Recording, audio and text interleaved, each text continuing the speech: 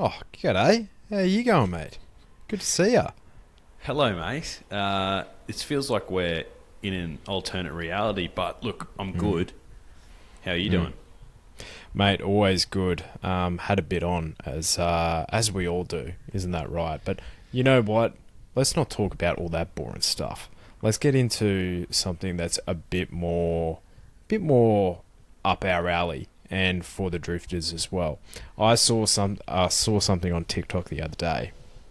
If you had any food of your choice that you could have unlimited of, and you didn't have any calorie or any negative health benefits from, like, what would that food be for you? Steak. Steak. Quite comfortably. Yeah, I could eat steak for every single meal. I would never get sick of it. Yeah, okay. Actually, big kicker. Can you have condiments? Yes, of course you can. Of course you can. Okay, well, yeah.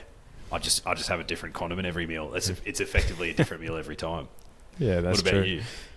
I thought for sure you'd say Zinger Box. I thought we were going to be, like, on the same wavelength here. Yeah, but a zinger box is multiple different things in one. Yeah, true. Well, fried chicken then. Yeah, just fried chicken. Well, that's probably a close second, let's be honest. Yeah, of course it is. Of course. Mate, how's the pump been treating you? Pretty good?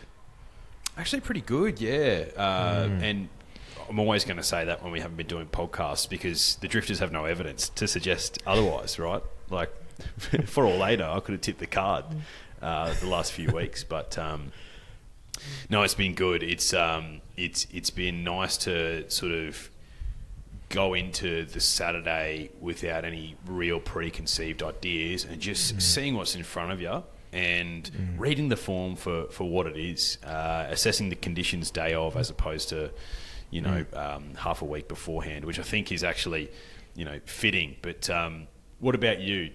Are you having to fill up as well? Because surely. Naturally. Found War Machine last weekend, so he's the smartest guy in the room, only guy in the room by the looks of it. This guy, but no, the punt giveth and the punt taketh, because I said to you out of the corner of my mouth that a good friend of ours, Mitchell Swepson's Bucks party a few weeks ago. I was like, mate, I'm a big fan of Lavalier. I'm going to back him tiny in this race, but I'm going to back him in the SA Derby. He was about 26-1 there. Got a little boost up to $28. Put that on my Ned's profile, and then he runs on really well for a third. And I'm He did. Give me a chance, Oh, it's ridiculous, isn't it? Look, he finds himself at Eagle Farm this weekend with Jamie Mellon on Lavalier. Could he go a couple better and take out the dub? I'm hoping. We'll see. I'm hoping. Mate, should we get into some previews? Yes, let's get into it, mate. We've got a few group type of racing at Eagle Farm. It's really good to see. Yeah, really, really good to see. So, I think race 3 is where we kick off, the Queen Elizabeth Cup, Group 3, 2,400 metres group handicap. So, if I remember last year, because he's a shocker, won this race last year. Rain affected track. Yes. Legron was running into second, and I was like, gee, that's a good Brisbane Cup trial. And I think you said the exact same thing, and then you jumped off Allegron's back in the big dance. Anyway. I was on Allegron in this race last year, yeah, at a big price, but jumped off him like an idiot in the Brisbane Cup. Yeah, so for the Queen Elizabeth Cup this year, where are you aiming?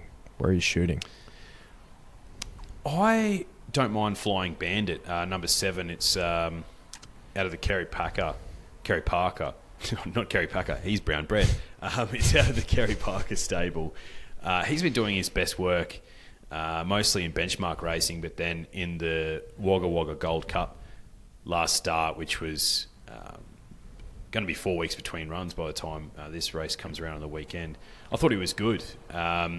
That's a listed race, 2,000 metres, and he's stepping up to 2,400 metres for the first time. So there is a genuine question mark, particularly, when they're getting out to 2,400 metres for the first time on potentially rain affected ground. So there is a few question marks there, but look, I'm happy to be on him. He's $7.50 with the good people at Neds at the moment, and he's got that sort of untapped ability to a degree, as opposed to a fair few of these. Like, there's some 20-year-old geldings in this race, mate. Like, we know where they're at. The other one that I think can run well at a big price is number 12, Mr. Waterville. Ran on to a nice third last start. He's 31. So if you want some value, that's probably the one. Is Man's Oyster a chance here? Like, am I crazy for thinking that?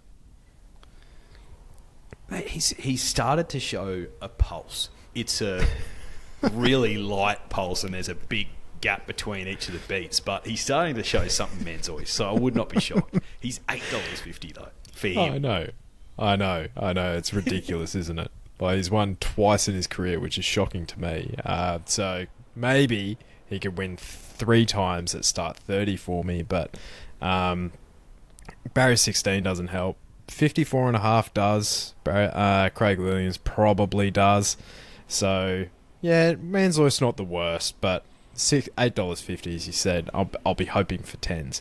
If there is any wet rain affected ground, that will suit him. Yeah, I think so. Speaking of rain affected ground, if we are getting like a heavy 8 or worse, do you think Immediacy, who's the current favourite at $3.30, do you think he blows out? No, mate, he doesn't even start, I don't think. I reckon they'll just what will they do? I don't know what they'll do. They might just try and find something for him, quick back up into a Q22 or something. I don't know. Yeah. Is that the ultimate aim for him? Immediacy? Yeah. I don't know, to be perfectly honest, mate. No clue. Yeah. So, we'll see. Take I him on irrespective. Yeah, I wouldn't be surprised if he doesn't run if it is wet. Race 4 is the Lord Mayor's Cup, so this was the race that, without a fight, started turning heads in a couple of years ago. Yours truly as well. I think my head nearly came clean off when I saw what he did in this race a couple of years ago. 1,800 metres, set weights and penalties, Group 3. Tell you what, I didn't mind the look of Rising Pacific, who's turned into a bit of a winning machine of late. Now, they say this is a Group 3, but this is a benchmark 90 in Group 3 clothing, I would have thought. And Rising Pacific won a benchmark 90 with 60 kilos last start. Drops 4 kilos here for Uncle Tony. Barrier 5, I think winners win. I think he'll just keep on going with it.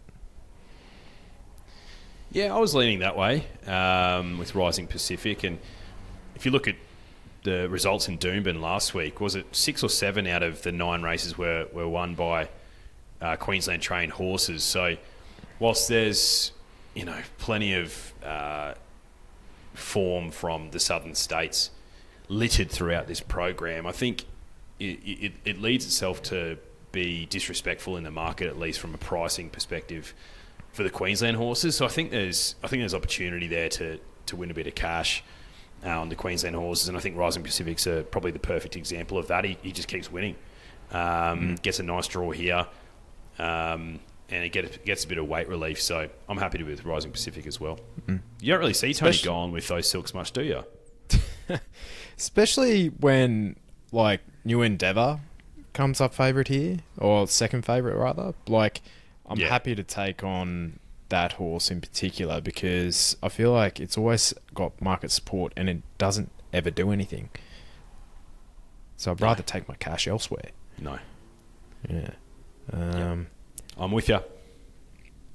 Thanks, mate. Race 5 is the size produce. So 1,400 metres for the Group 2. For the 2-year-olds, Group 2 level. Did you have any firm opinion here? I thought this was going to be a very, very similar result to the Spirit of Boom. I actually am really keen to have a bet in this race. I saw the draw and I was a little bit disgusted, but what can you do? That's number 1, Grafter Burners with gate 16. Gets Blakey Bill, though. He's in a rich vein of form. I backed Grafterburners last start. He got jammed in from like double figures with the good people at Ned's into like $5. Sat back third of the field, 4 wide, no cover, on the heavy deck. He was entitled to peter out late, which he did, but he loomed up like he was going to win the race. Probably not Jason Collett's best ride, but he also had an absolute rip snorter on El Morzillo early on in the day, so real rocks and diamonds type stuff from JC, Jesus Christ, himself. So when Grafterburners came up $7.50 here with Ned's, I thought to myself, you know what? With Blake Shin on, bit of luck. He handled the heavy deck by all reports. He just peaked on his run late. So yeah, really keen on him here. Grafterburners. Yeah, I think it's going to be a similar trifecta here to that race. So that's the first 3 in the form guide. So Grafterburners, Gallo Nero, and Cool Archie at the price. Winning machine. Absolute. Forgotten about horse. You know who gives me vibes of is Sofrado when he was just going on an absolute on a rampage as a 2-year-old. Yes. And I think, Cool Archie had the advantage on a few of them. Well, both Gallinero and Grafterburners last start because he was third up, but it's not like he's at the end of prep here. He's only 4th up, so he's still got a fitness edge, if anything. I thought he'd come up shorter. So $10 is a great price for him. Cool. Yeah. Gallo Nero is the other one as well, obviously, for the Hawks stable, who have got a fantastic stable of 2-year-olds, must be said. If you like Grafterburners, you have to like this Colts run. And yeah, he has that Magic Millions kind of prep as well. So I like that, where he's coming here, didn't rush him back for the autumn, which rarely works. So I reckon he was the one I backed last start. So if he wins here, I might be sick. So I'll probably land up backing him with Cool Archie or something. So yeah, race 6 is, as my internet fails me, the Fred Best Classic, Group 3, 1400 metres for the 3-year-olds. I believe Angel Capital is your $3.20 favourite here. You're a big Angel Capital guy. I am. And when this race first sort of came up and I was looking at it, I thought, Angel Capital, and there was just a little thought in my mind where I was like, I like this horse. Do I like him here? And the more I looked at the race, the more I thought to myself, hell yeah, I do actually. Like, there's a stable change, absolutely, and that could be a good thing or a bad thing for Angel Capital. But if you just look at the profile of the horse, first up, he flies.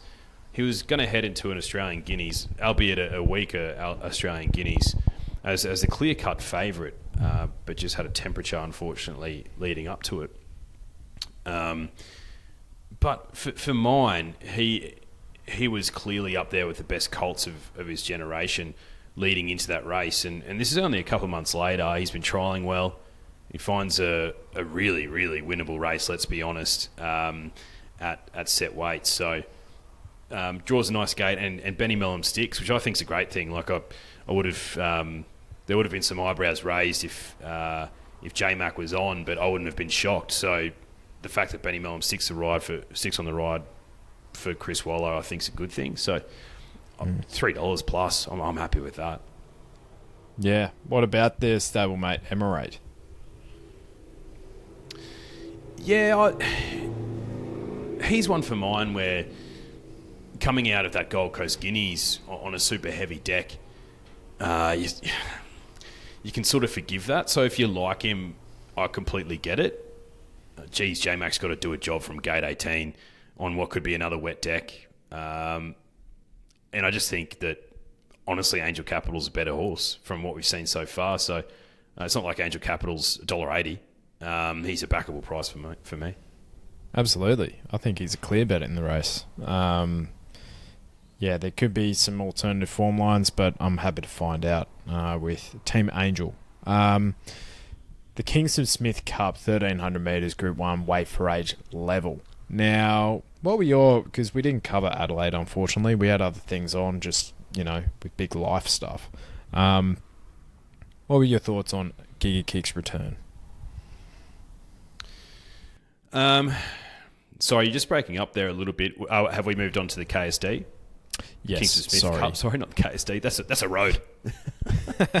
The Kingston Smith Cup, so Group 1 level, weight for age over 1300 metres, Giga Kick. We didn't cover the Adelaide Carnival. What were your thoughts on his return in the Goodwood? Yeah. So I guess the thing with Giga Kick is, you look at that run and if you're taking him here, he's $6. You're thinking to yourself, if Mark Zahra pulled the trigger earlier, he was entitled to run them down and should have. I just think there's a big body of evidence from his last prep to suggest that maybe he's just not the horse that he was. Maybe. And it pains me to say it.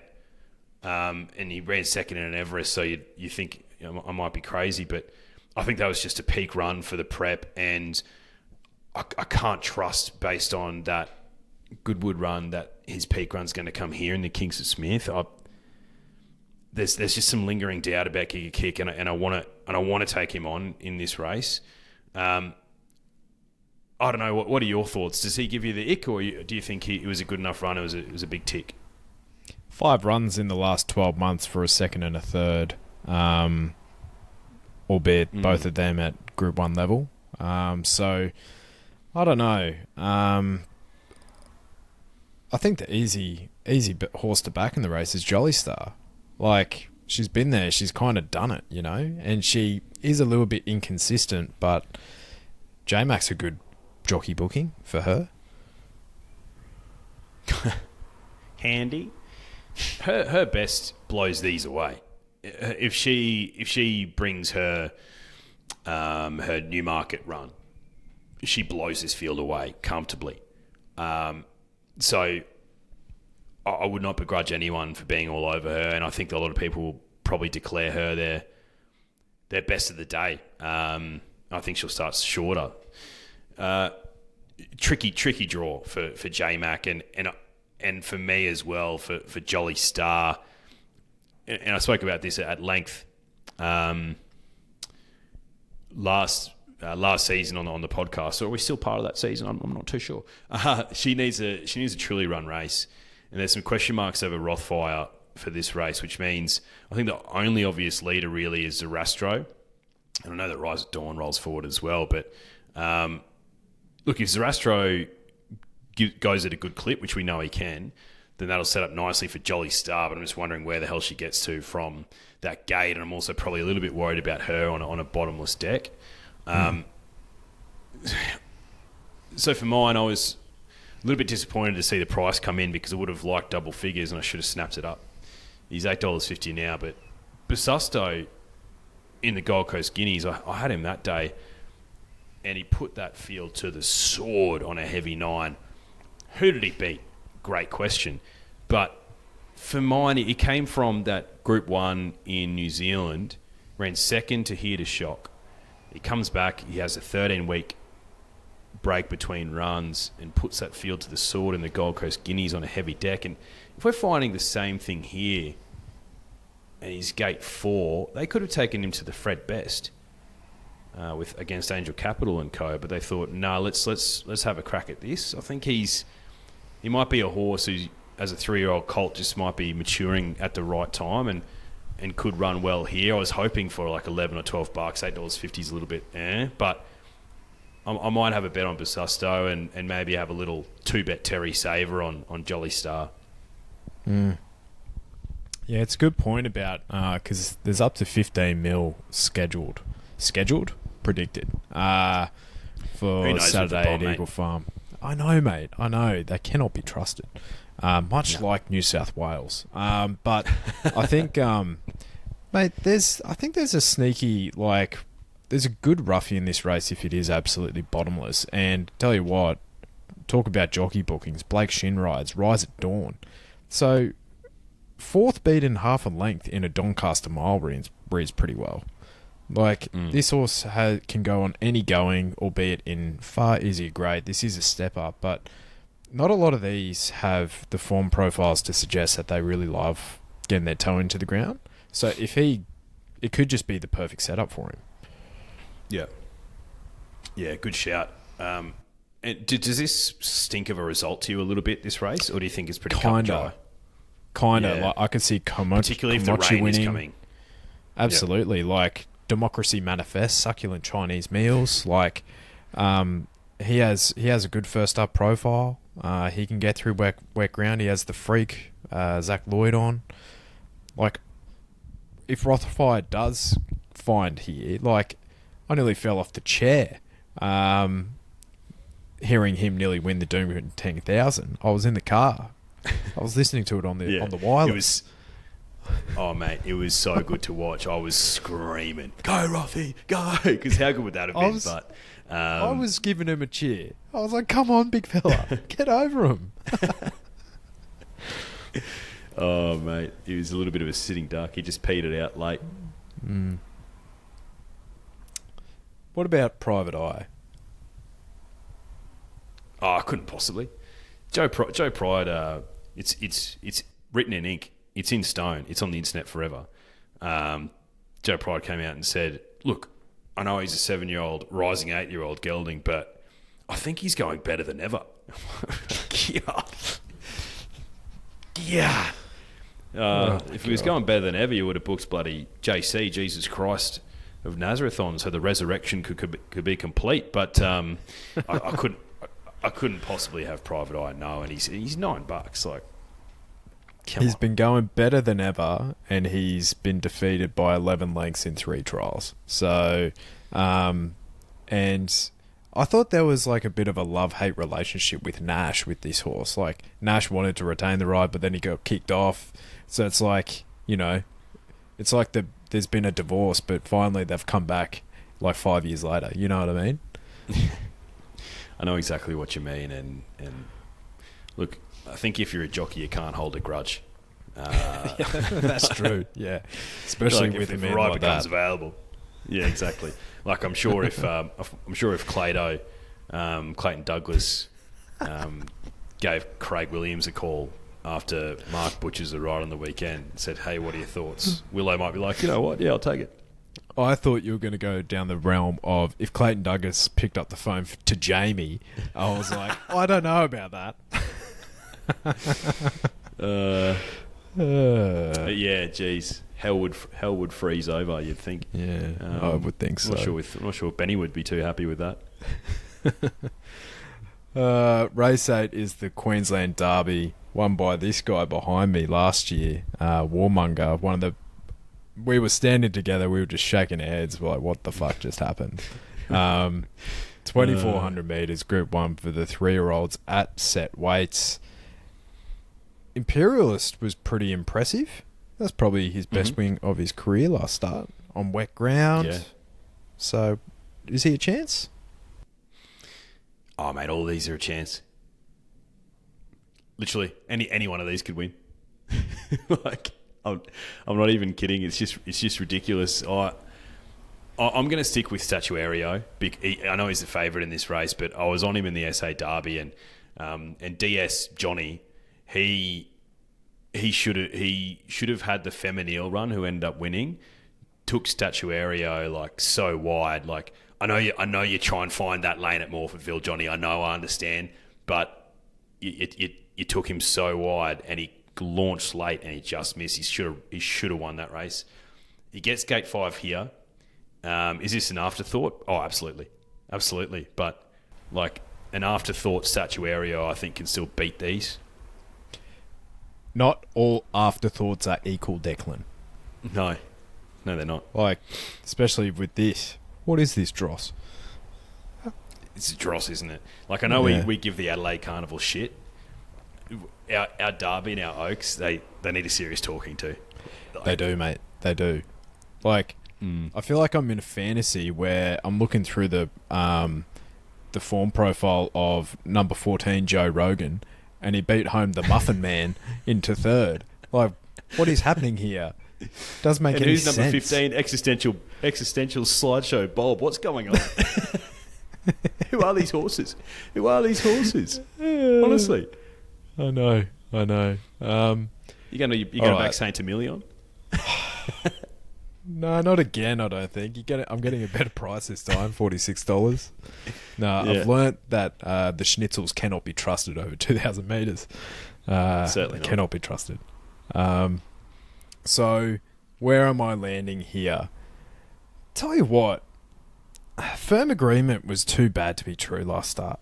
Like, it was, yeah. And he usually eats up the wet ground. So $14 for him on rain affected ground, where his Sydney campaign was outstanding. I could be tempted there for giving him one poor run. Yeah, I think so. I think in a race like this, you need to be forgiving, particularly for a horse like that. That you have to be. Like, there's nothing coming into this race where you're like, oh, brains him. Like, nothing. It's there. You know who would win this race? Kovalika. Kovalika back in the day. Kovalika would win this race. Oh, absolutely. And then be trained as a miler.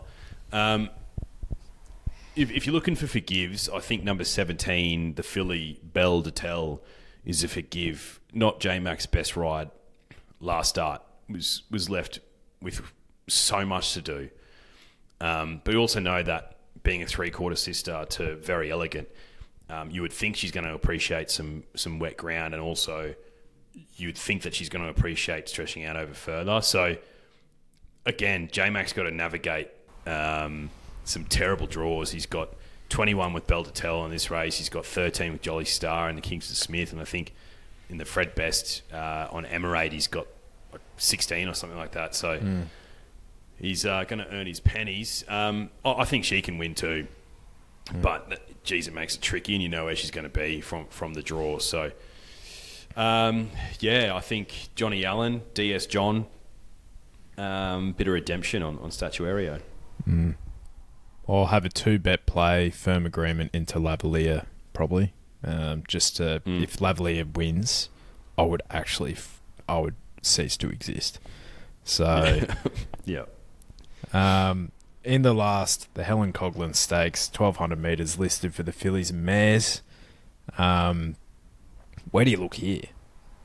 There's a ton of like real basic Bs here. Yeah, I don't know. I think I was sort of looking at Comrade Rosa, and it was the same sort of theory with local horses going well, and she's not a bad horse, but I'm a bit worried about her on a heavy deck. But she was the one I was initially looking at. One of ours, Coeur Volant, is the top weight here. Got a sticky draw, but I don't think she wants it wet at all, and she can mix her form a little bit, Coeur Volant. So I don't know, not overly confident. What do you reckon? Oh, Coeur Volant and me are seeing other people. It was a nice little fling when it lasted, but see you, babe.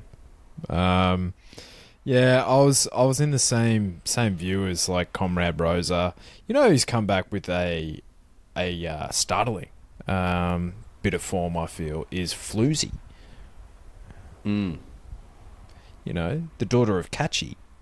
So I think she could potentially feature as well. She's supported in the market. Gets through the going. Yep, gets Cousin Jones and Tony Gollan. So I was looking at Floozy as well. Oh man, if you're alive in the quaddie, you want some value here, I think. Yeah, is it like Cigar Flick's time? Like, could you possibly? Oh, she's a prick of a horse, Cigar Flick. Remember we were talking about her last prep. Her starting price profile for no wins was absolutely disgusting. So I'll just read it out to you, hey? She ran fourth first up, $26, whatever. Comes into 12s, runs fifth. Comes into $1.75, runs second. $3 the next start, runs 7th. And then the sickos who dived into $2.50 the start after that blows my mind, runs 3rd, and then ends the prep 7th of 9 in a Group 3, 10 to 1. So what you're saying is, right, she's first up here where she's got a 50% winning strike rate. She's won twice on heavy ground out of 3 starts. Like, her SP profile, she will come in from $16 on the weekend if she starts. She probably will, and you know what? She'll probably win. Now that we've talked some shit. She's one of those ones where you don't put her in the quaddie and she wins, and you literally don't say a word to your mates. You just walk out of the track. You're just shaking your head. You don't even say a word. Just like, fuck, you're kidding. And you just walk out the door. I reckon I've talked myself into a bet with her. So I'll probably have a little bit of something on Cigar Flick as well, just in case. Yeah, fair enough. Yeah. All right. Well, mate, that's about it. Was there anything else around the grounds that you wanted to touch on? Not particularly. Like, I think we've covered off all the races that I definitely want to play in at this stage, at this early stage. Like, come game day, it could be completely different. But, yeah, I don't know. Do you have anything around the grounds that you like? No, mate. No. Like, I feel like Rose Hill, which is topical, I feel like the racing there over the last couple of weeks has been diabolical. So, no interest to me. I was listening to a yarn today from a work colleague. He's talking about Team Green's Brad Davidson and how he assesses. He's got all this data from track quality over the last however many 50 years. I don't know. And basically, he's like, yeah, it can be a heavy 10, but then there's some measurements which can get even worse than that. And the worst that I've got on record is a heavy 13 until the Saturday just gone. In my data, I had it as heavy 16. So, what do you mean heavy sorry, 16? mate. How do you even quantify that? I was like, this can't be real life. Like, and then like, talking about compaction of the soil and all this sort of stuff. I was like, this is a perfect know your audience moment. You know what I mean? Like who is listening to this as a punter who is clued in enough to actually listen to old mates speak in their own time on radio during the week and think to themselves, I really, really needed to hear that after I've just done my ass on the punt on Saturday because it was a heavy 16, not a heavy 9 as listed. Like what sicko is listening to that on their way to work and really like enjoying that? I don't understand. Yeah, I couldn't agree more. Compaction of the soil? Well, I say that, I'm not interested, but then I've just had a look at the Lord Mayor's Cup down there. 2,000 metres listed. A horse that I have a lot of time for, actually, trained by Chris Waller, Cadaver. So this horse actually knocked off LL Cairns in the Christmas Cup at about 8 to 10 to 1. And we know what LL Cairns did. So resumed over 1,600 metres in the Scone Cup, which far below what he is aiming for. Beaten 4 lengths there. Couple of weeks stepping up to 2,000 metres. Still might be a run short, but and if it is wet in Sydney, which I have no doubt it probably will be, he's 1 from 1 on heavy ground as well. So he's an up and coming middle distance horse. This horse, I think he's pretty smart. Cadaver. Yeah. Don't know if I like the name, but good to know. Okay. The Sydney source might be on, so I might have to follow in. Yeah, well, I feel like the source is on holiday at the moment, but the Brisbane Bully could potentially be back this weekend. Potentially. Mate, the victim's still been keeping a close eye on things. I'm sure Victim never sleeps. Job's never done. Job's never done. Yeah, never done. All right, well, yeah, apologies if I've been breaking up, drifters, but you're just going to have to deal with it, unfortunately, for the next few weeks. It could just be on my end, mate. So, have I broken up at all for you? no, you've been perfect. Oh, thanks, mate. It could just be on my end, so no stress. And look, like you said, if there is stress, if the drifters really want to listen to us, they'll listen to us. That's it. That's well said. So yeah, we'll be back when we're back. We'll probably be back at least for a preview next week. We haven't discussed reviews at all, but yeah, it will be in this format in the foreseeable future, and the foreseeable future is at least the next 6 months as my house gets renovated. So yeah, thank you for your understanding, and thank you for listening. We will see you next week, or potentially this Sunday. We'll let you know. Good luck, drifters. Go get 'em.